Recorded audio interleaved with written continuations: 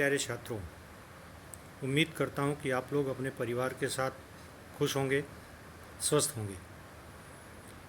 आज आप लोगों के लिए आपके पाठ्य पुस्तक के पाठ 2 निराला भाई, जो महादेवी वर्मा द्वारा रचित संस्मरण है, आज उसकी व्याख्या करने चल रहे हैं। इसके पहले मैंने भाग 1 और 2 अपने YouTube चैनल के माध्यम से आप लोगों के साथ शेयर किया।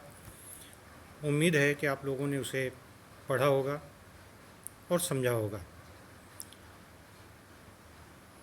आगे बढ़ने से पहले आज मैं थोड़ा सा भाग 1 और 2 के ऊपर थोड़ा प्रकाश डालना चाहता हूँ कि महादेवी वर्मा ने जिस तरह से निराला जी के व्यक्तित्व के बारे में लिखा है, जिस तरह से उनकी विशेषताओं के बारे में लिखा है, उससे निश्चित है कि महादेवी वर्मा सूर्यकांत त्रिपाठी निराला को एक महान और आदर्शवादी व्यक्ति, लेखक और भाई मानती हैं।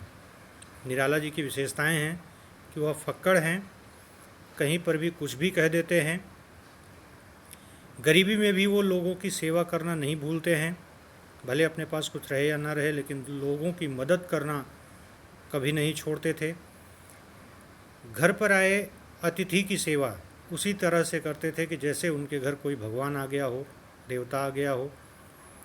अपने साहित्यिक मित्रों के प्रति जो उनका लगाव था, वो पंत की मृत्यु का समाचार मिलने से पता चल जाता है कि वो अंदर से टूट जाते हैं।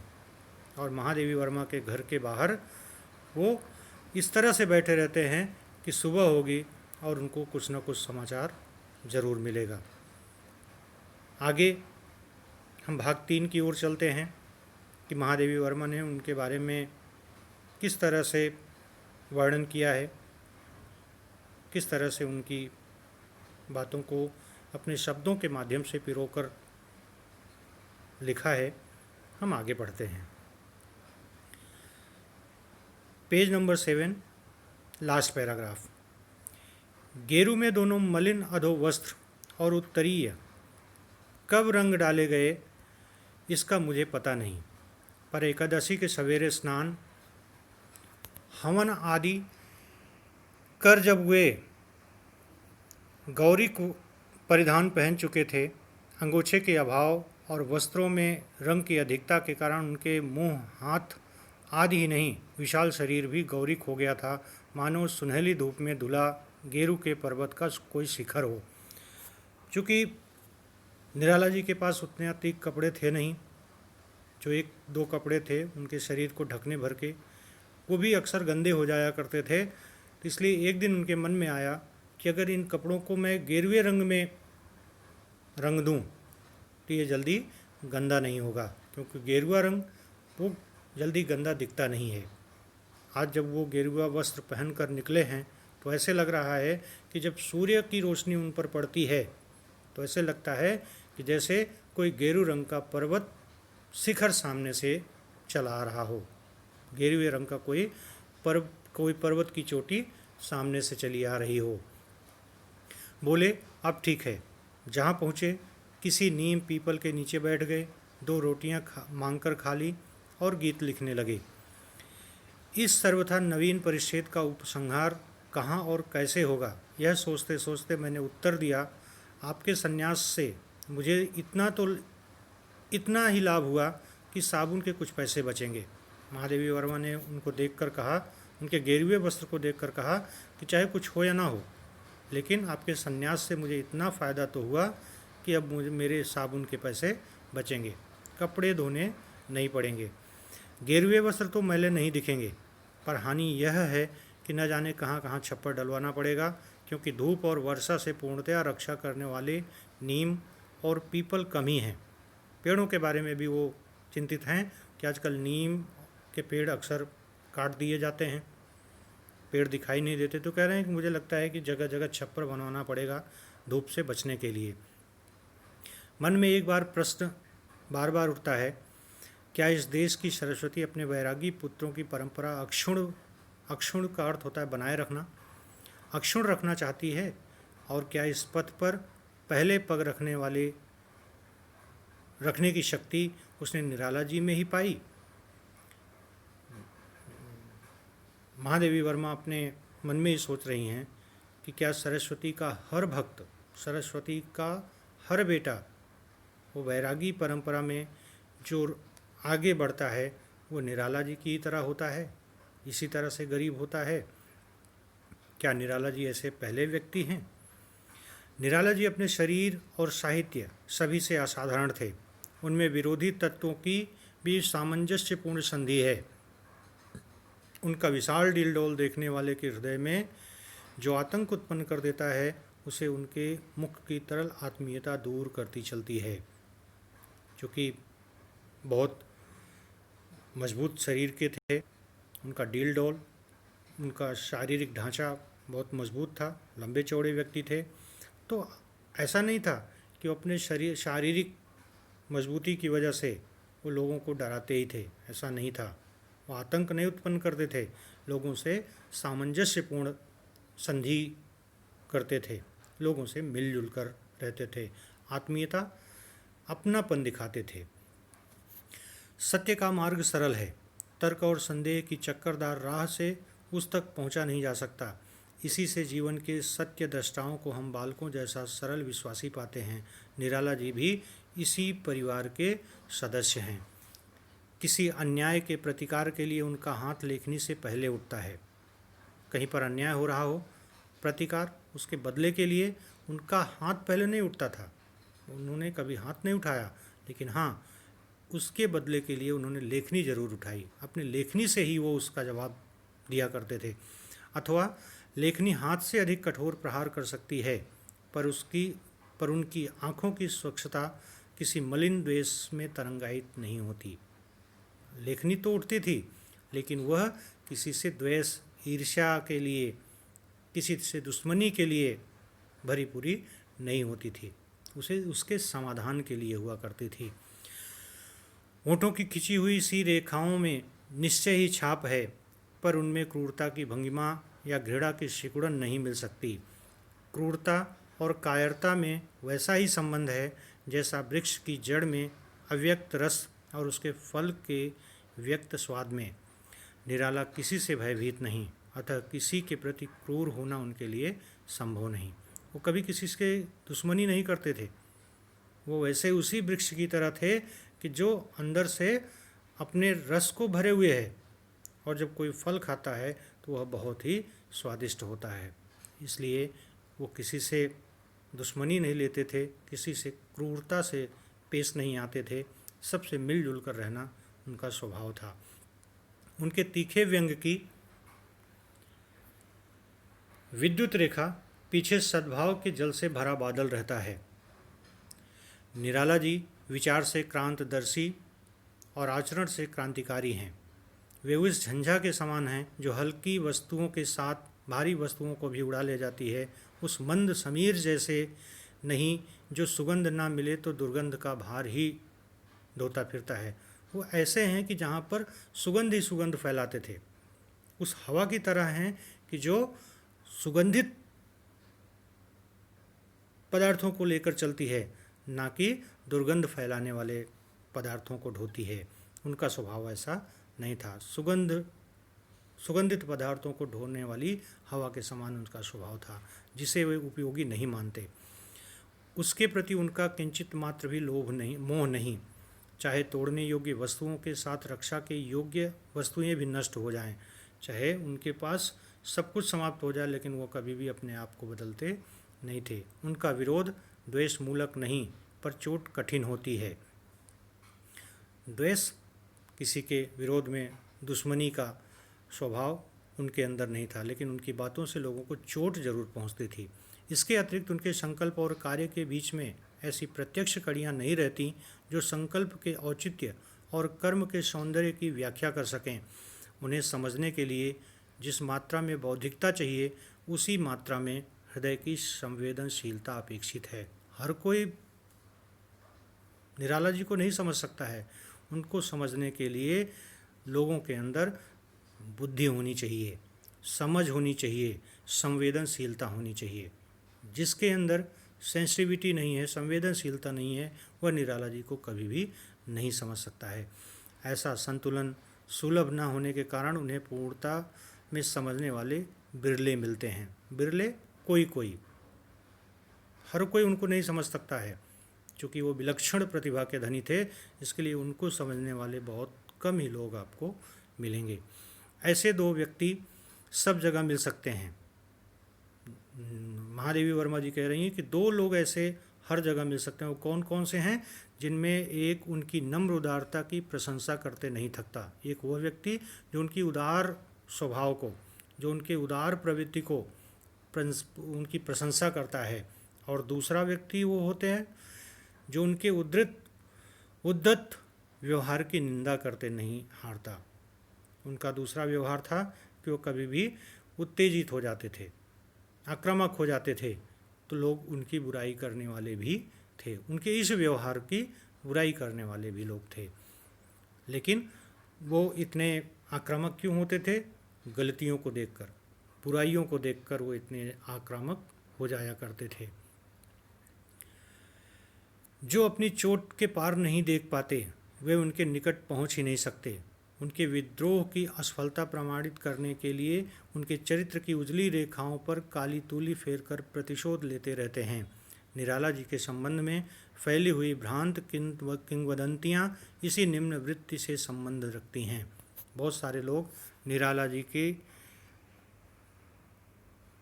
निराला जी से बदला लेने के लिए उनके बारे में गलत अफवाहें फैलाते रहते हैं। भ्रांत किंवदंतियाँ जो लोगों को भ्रमित करती हैं, ऐसी बातें निराला जी के विरुद्ध लोग फैलाया करते थे। क्योंकि समाज में ऐसे लोगों की बहुतायत होती है कि जो अच्छाई करने वाले व्यक्तियों के बारे में लोगों को भ्रमित करते हैं, उनके लिए फालतू बातें किया करते हैं। मनुष्य जाति की नासमझी का इतिहास क्रूर और लंबा है। प्रायः सभी युगों में मनुष्य ने अपने में श्रेष्ठता पर समझ में आने वाले व्यक्ति को छांटकर, कभी उसे विष देकर, कभी सूली पर चढ़ाकर और कभी गोली का लक्ष्य बनाकर अपनी बर्बर मूर्खता के इतिहास में नए पृष्ठ जोड़े हैं।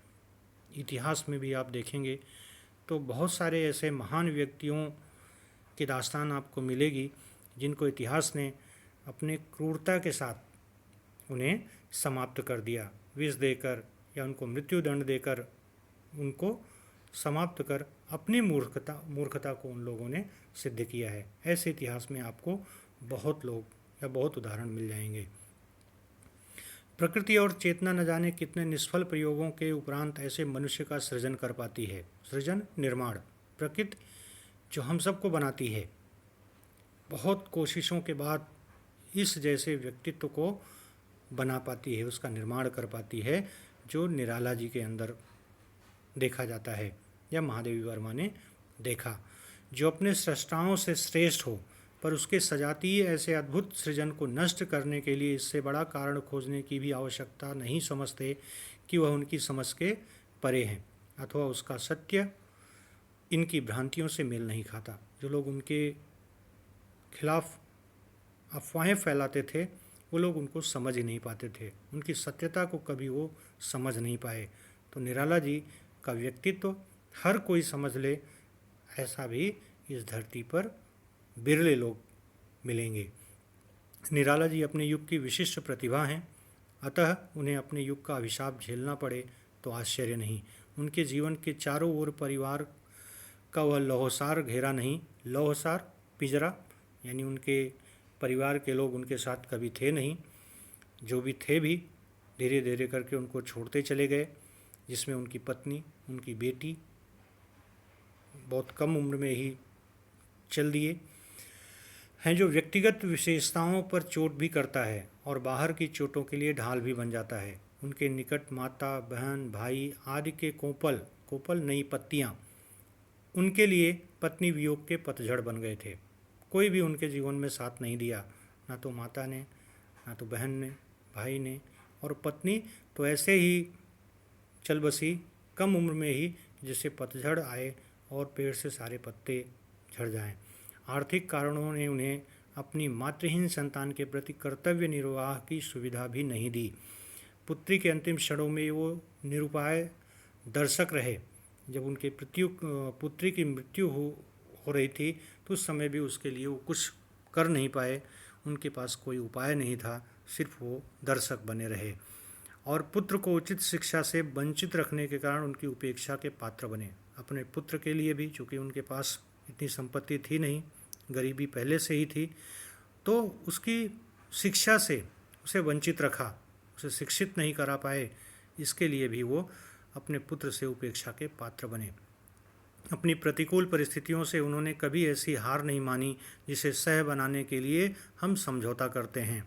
स्वभाव से उन्हें यह निश्चल वीरता मिली है जो अपने बचाव के प्रत्यक्ष को भी कायरता की संज्ञा देती है। कभी भी वो किसी के सामने झुके नहीं, अपनी परिस्थिति से कभी वो समझौता नहीं किए।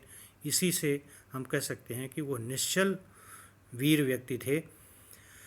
उनकी राजनीतिक कुशलता नहीं, वह तो साहित्य की एक निष्ठा का पर्याय है। छल के व्यूह में छिपकर लक्ष्य तक पहुंचने को साहित्य लक्ष्य प्राप्त नहीं मानता। जो पथ की सभी प्रत्यक्ष अप्रत्यक्ष बाधाओं की चुनौती देता हुआ, सभी आघातों को हृदय पर झेलता हुआ लक्ष्य तक पहुंचता है, वही सच्चा साहित्यकार होता है। साहित्यकार होना इतना आसान नहीं है। जो लोग छल से या छल पूर्वक व्यूह रचकर साहित्य के लक्ष्य की प्राप्ति करते हैं, वह असली साहित्यकार नहीं होते हैं। निराला जी ऐसे कतई नहीं थे। उसी को युग सृष्टा साहित्यकार कह सकते हैं। निराला जी ऐसे ही विद्रोही साहित्यकार हैं।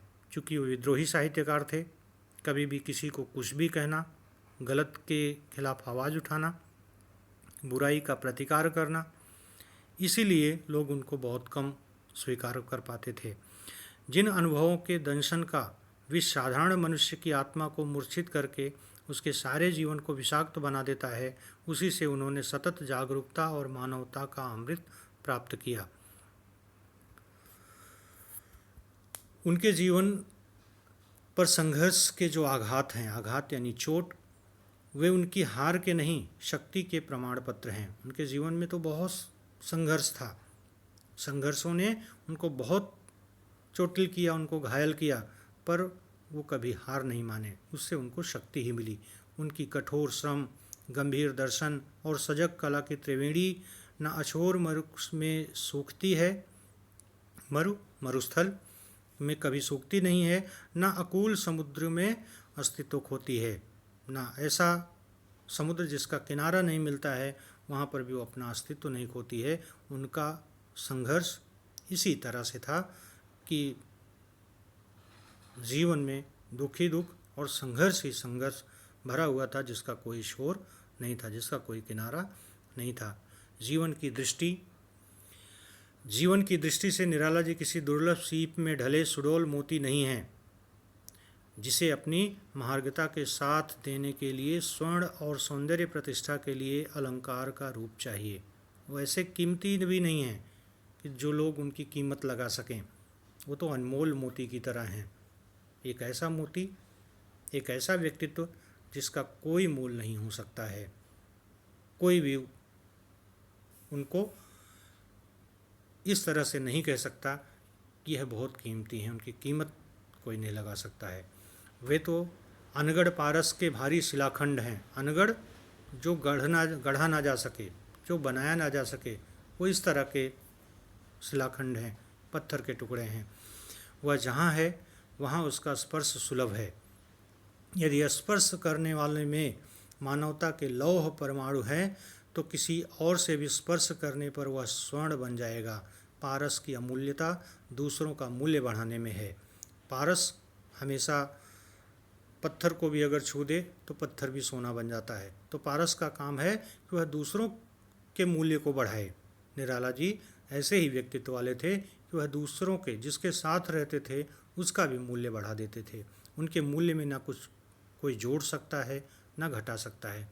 आज हम दंभ और स्पर्धा, दंभ, लालच, लोभ, अहंकार, स्पर्धा, प्रतियोगिता, अज्ञान और अज्ञानता, भ्रांति, भ्रम की एक ऐसी कुहेलिका में चल रहे हैं जिसमें स्वयं को पहचानना तक कठिन है। सहयात्रियों को यथार्थता में जानने का प्रश्न नहीं उठता। हम अपने लोगों को, आजकल अपने साथ के लोगों को भी समझ नहीं पाते हैं, उनको जान नहीं पाते हैं। पर आने वाले युग इस कलाकार की एकाकी यात्रा का मूल्य आंक सकेंगे, जिसमें अपने पैरों की चाप तक आंधी में खो जाती है। निराला जी के साहित्य की शास्त्रीय विवेचना तो आगामी युगों के लिए सुकर रहेगी, पर उस विवेचना के लिए जीवन की जिस पृष्ठभूमि की आवश्यकता होती है उसे तो उनके समकालीन ही दे सकते हैं। साहित्य के नवीन युग पथ पर निराला जी की अंक संस्कृति गहरी और स्पष्ट, उज्ज्वल और लक्ष्यनिष्ठ रहेगी। इस मार्ग के हर फूल पर उनके चरण का चिन्ह और हर सूल पर उनके रक्त का रंग है। जहाँ भी आप देखेंगे, अगर निराला जी को आप पढ़ें, उनको समझने की कोशिश करें, तो उनके जीवन के हर पग पर आपको कांटे ही कांटे मिलेंगे। फूल तो बहुत कम, पर कांटों के रूप में जो सूल उनके पैरों में चुभे हैं, उससे निकलने वाले रक्त आपको उनके जीवन में दिखाई पड़ेंगे। निश्चित है कि महादेवी ने जिस तरह से उनके बारे में, उनकी विशेषताओं के बारे में यहाँ पर वर्णन किया है, उससे हम कह सकते हैं कि निराला जी एक आदर्शवादी व्यक्ति थे। धन्यवाद।